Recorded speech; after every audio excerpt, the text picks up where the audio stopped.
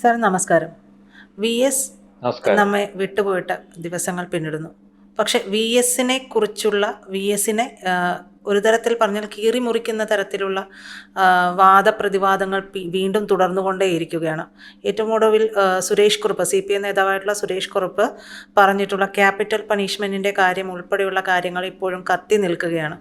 സത്യത്തിൽ ഇപ്പോൾ V S നമ്മോട് വിട പറഞ്ഞതിന് ശേഷം വി എസിനെ ഇത്തരത്തിൽ കീറി മുറിക്കേണ്ട ഒരു വിവാദ നായകനാക്കേണ്ട രീതിയിലുള്ള ചർച്ചകൾക്ക് പോകേണ്ട കാര്യമുണ്ടോ സർ? അത് ഒരു കാര്യമുള്ള കാര്യമല്ല. ഒരു മര്യാദകേടിന്റെ നമ്മുടെ ഭാഷയിൽ പറഞ്ഞത്, എന്റെ ഭാഷയിൽ, എന്റെ ഒരു നിഗമനം എന്റെ നിഗമനം വെച്ചിട്ട് ഈ പറഞ്ഞ പോലെ എന്നോട് ചോദിച്ചുകൊണ്ട് ഞാൻ പറയാം, ഒരു മര്യാദകേടാണ്. മനസ്സിലാവുന്നു. ഈ ഒരു പാർട്ടി നേതാവ് എന്നുള്ള നിലയിൽ അദ്ദേഹം കേരളത്തിന്റെ മുഖ്യമന്ത്രി ആകുന്നു. അതിനുശേഷം അദ്ദേഹം വളരെ കാലം ഈ CPM എന്ന് പറയുന്ന പാർട്ടിയുടെ നേതാവാകുന്നു.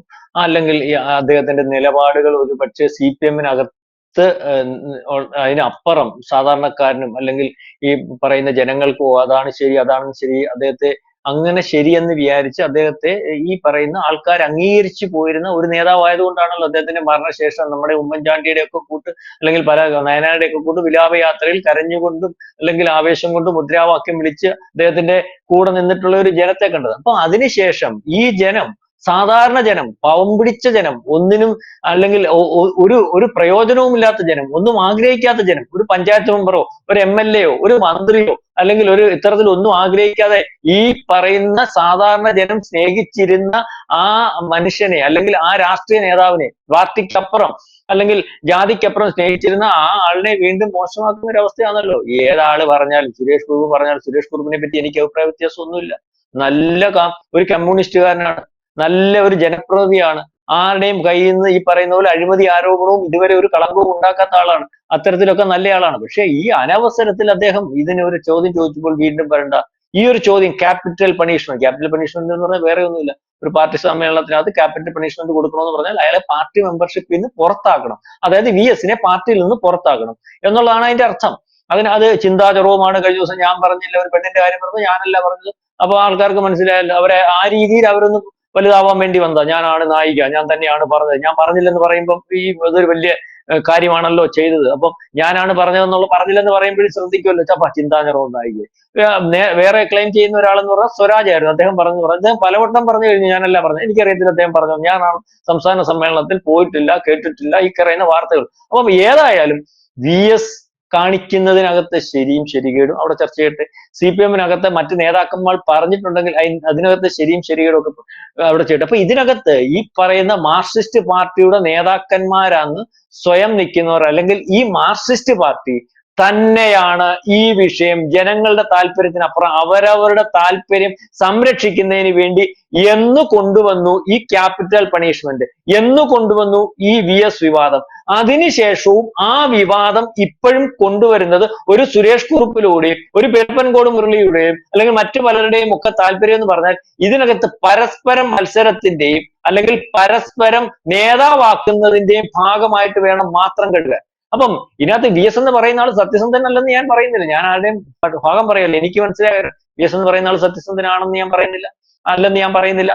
അല്ലെങ്കിൽ മറ്റു ചില നേതാക്കന്മാരും സത്യസന്ധനല്ലയോ അഴിമതിക്കാരാണോ എന്നും നമുക്ക് അഭിപ്രായമില്ല. പക്ഷെ ഇവരെല്ലാം പരസ്പരം എത്ര ന്യായം പറയുമ്പോഴും പാർട്ടിക്കകത്ത്, നേതൃത്വത്തിനകത്ത് അവരുടെ ഭാഗമായിട്ട് പാർട്ടിയെ നിർത്താൻ ശ്രമിച്ചിട്ടുള്ളവർ തന്നെയാ പരിശോധിക്കുമ്പോൾ. VS ശ്രമിച്ചിട്ടുണ്ട്. VS ഈ പാർട്ടിക്കകത്ത് ഒരു കളങ്കവുമില്ലാത്ത എത്രയോ നേതാക്കന്മാരെ അദ്ദേഹത്തിന്റെ ഭാഗമായിട്ട് പാർട്ടി നിർത്തുന്നതിന് വേണ്ടി അദ്ദേഹത്തിനെതിരെ വന്നപ്പോൾ മുമ്പുള്ള പല സമ്മേളനങ്ങളിലും വെട്ടിനിർത്തിയിട്ടുണ്ട്. എന്തായാലും ചർച്ച ചെയ്യാത്ത. അതിനുശേഷം VS എന്ന് പറയുന്ന ആളിനെ നിർത്താൻ അതിനെതിരെ ഒരു ലോബി വന്നിട്ടുണ്ടാവും. അപ്പൊ VS കാണിക്കുന്ന കുഴപ്പങ്ങൾ പാർട്ടി തീരുമാനങ്ങൾക്കകത്തും അവരുടെ പാർട്ടിയുടെ ഭാഗത്തിന് അകത്തെടുക്കുന്ന തീരുമാനത്തിനപ്പുറം ചില തീരുമാനങ്ങളും സ്വന്തം ഇമേജിന് വേണ്ടി ചർച്ചയാക്കുന്നതിന് വേണ്ടി നിന്നു കൊടുക്കുന്ന മാധ്യമങ്ങളുടെ മുമ്പിൽ ഞാൻ ക്ലിയർ, പാർട്ടി തെറ്റെന്നുള്ള രീതി വന്നപ്പോഴാണല്ലോ VS-നെതിരെ വിമർശനം വന്നത്. VS പല ഘട്ടങ്ങളിലും ഈ മാർക്സിസ്റ്റ് പാർട്ടിയെ പറ്റി ഞാൻ പഠിക്കുമ്പോൾ അല്ലെങ്കിൽ നമ്മൾ പഠിക്കുമ്പോൾ കാര്യം അവർക്ക് ഒരു സമരത്തിന്റെ കാര്യം, ഒരു തീരുമാനത്തിന്റെ കാര്യം എല്ലാം ഒരു കമ്മിറ്റി കൂടി തീരുമാനമെടുത്താൽ ഇന്ന ചെയ്യണമെന്ന് പറയുന്നത്. ആ തീരുമാനത്തിനപ്പുറം ഒരു കാര്യം VS-നെ പോലുള്ളൊരു നേതാവ് ചെയ്യുമ്പോൾ അടുത്ത കമ്മിറ്റിക്കകത്തോട്ട് സമ്മേളനത്തിനകത്ത് ചർച്ച വരും.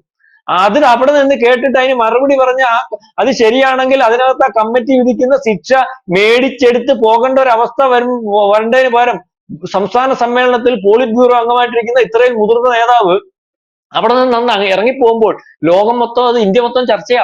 വി എസ് എന്ന് പറയുന്ന നേതാവ്, CPM ഉണ്ടാക്കിയ നേതാവ് അതിന്റെ പ്രധാനപ്പെട്ട സംസ്ഥാന സമ്മേളനത്തിൽ നിന്ന് ഇറങ്ങിപ്പോയി. എന്തിനിറങ്ങിപ്പോയി? അദ്ദേഹത്തെ പുറത്താക്കുമെന്ന് ഒരു കൊച്ചു നേതാവ് പറഞ്ഞു, അല്ലെ ചിന്താ ജെറോം പറഞ്ഞു, അല്ലെങ്കിൽ ഈ പറയുന്ന പോലെ നമ്മുടെ സ്വരാജ് പറഞ്ഞു. അപ്പൊ അത് വലിയ വാർത്തയായി. വി എസിന് വീണ്ടും ഇമേജ് ആയി. വി എസ്, നമ്മൾ സാധാരണക്കാരൻ ഇന്നലെ മുദ്രാവാക്യം വിളിച്ചോ വിചാരിക്കും, വി എസിനെ പുറത്താക്കാൻ നിൽക്കുന്ന CPM എന്ന് പറഞ്ഞാൽ പന്ന പാർട്ടിയാ, അത് മറ്റുള്ളവരോ ഇത് പറയിക്കാനല്ലേ V S. V S correct communist. അല്ല, ഞാൻ എന്റെ ഒരു ഭാഷ ചോദിക്കും, വി എസ് കറക്റ്റ് കമ്മ്യൂണിസ്റ്റ് ആണ്. അതേസമയം അദ്ദേഹം അവിടെ ഇരിക്കണം. ഞാൻ ക്യാപിറ്റൽ പണിഷ്മെന്റ് ഉണ്ടോ? ഉണ്ട്.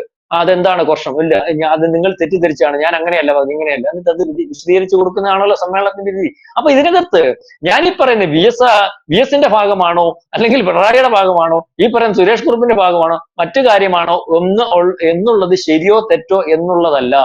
ഇതിനകത്ത് പരസ്പരം മത്സരിച്ചു പോകുന്നു, അല്ലെങ്കിൽ പരസ്പരം നേതാവാക്കാൻ ശ്രമിക്കുന്നു.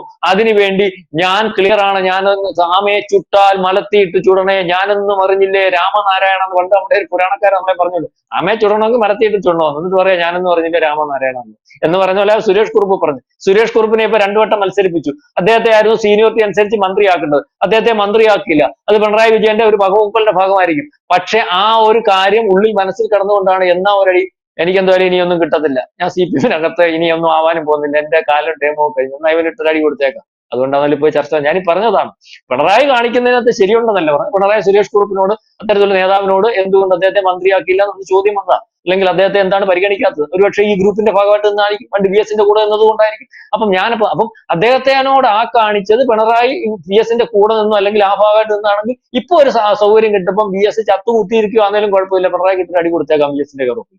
ഇതാണ് നടന്നുകൊണ്ടിരിക്കുന്നത്. അതായത് വി എസിനെ ഒരു റീപോസ്റ്റ്മോർട്ടം ചെയ്യുകയാണ്. ആദ്യം ഒന്ന് പോസ്റ്റ്മോർട്ടം ചെയ്തപ്പോൾ വേണ്ട രീതിയിലുള്ള മരണകാരണം കണ്ടെത്താൻ സാധിക്കാതെ വന്നു. വീണ്ടും ചില സംശയങ്ങളോടുകൂടി വീണ്ടും റീപോസ്റ്റ്മോർട്ടം ചെയ്യുക. അതായത് വി എസ് എന്ന് പറയുന്ന ഈ വ്യക്തിയെ വെച്ച് കാലങ്ങളായിട്ട് പാർട്ടിക്കകത്ത് വി എസ് ആണോ ശരി, പാർട്ടിയാണോ ശരി, വി എസ് ആണോ ശരി, പാർട്ടിയാണോ ശരി എന്നുള്ള പരിശോധിപ്പിക്കും.